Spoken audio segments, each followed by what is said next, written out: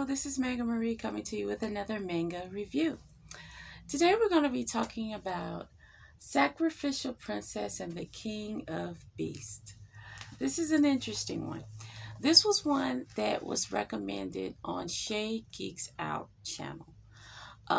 She loved this, and I even believe this was on her video that she just recently made, where she talks about the best manga she's read thus far this year.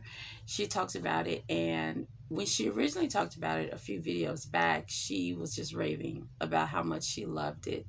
And so she sounded so excited about it. I got excited. So I said, let me check this out. So I immediately purchased a copy on Amazon. And I just got around to reading it. And so let's dive in. Let's read the summary, and then I'll give you my thoughts. The ferocious king of beasts rule over his subjects, animal and man alike, with an iron paw. In a display of dominance, he demands regular offerings from the humans. But there's something amiss with the 99th sacrifice.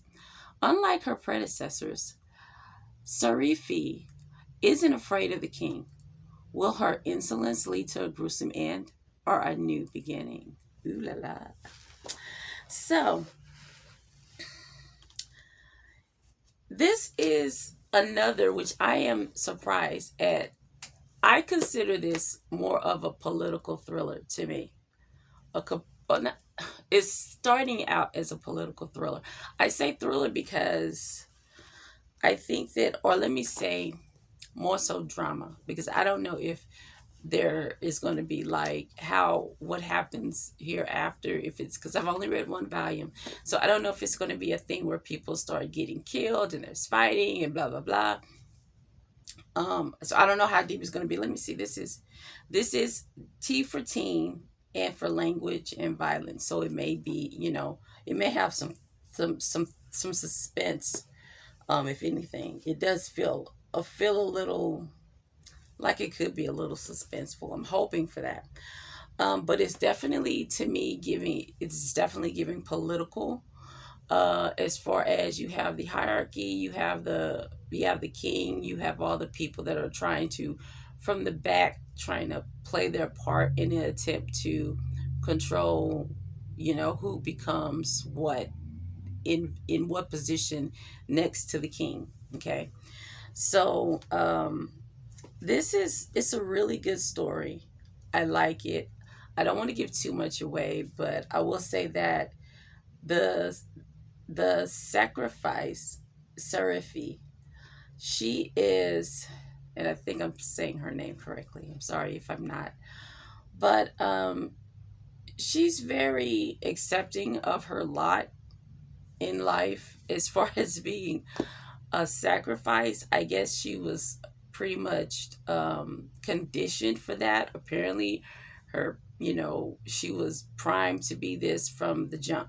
So she's very willing and accepting of this fate, um, which is kind of weird, but I guess, she's like, it is what it is, you know.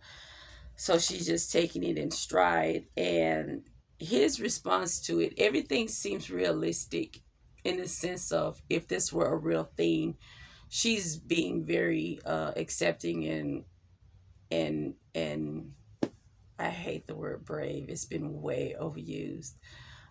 She's being very accepting of her situation. Um, I like that I like how their relationship progressed. I like how they move forward. He was very upfront about what he wants, and he knew that essentially what he wanted from this encounter with her, he went for it, and he's strong-willed, and he's not afraid to express his intentions. He's a strong king. I like that about him. Um, and I like that they're both very forward with each other, but I especially like the drama that's starting to come about with the other parts of, I guess, his council.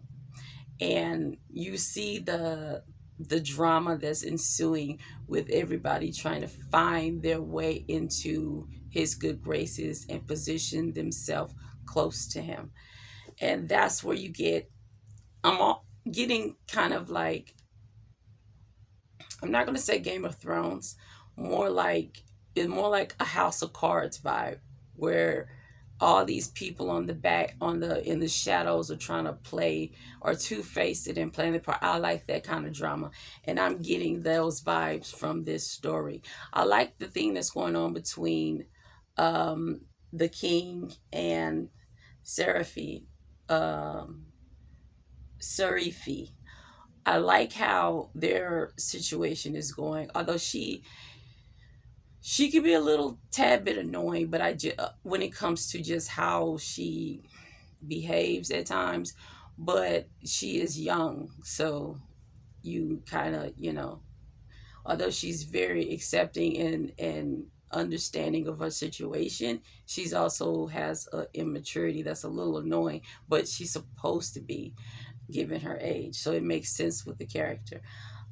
He's very patient with her. I think I'm giving away more about the book that I intended to, but but I like how everything is moving about, and I think that it's going to be really good. Right off the bat, I'll give it a strong 4, only because I'm reluctant to give any book a 5 star in the very beginning, because the book is just introducing you into a series. Now, if it was a one off, that's different, but or even two, that's different. 2 books and that's it. This is going into a series, so we're seeing how the story is being set up, and it's set up great.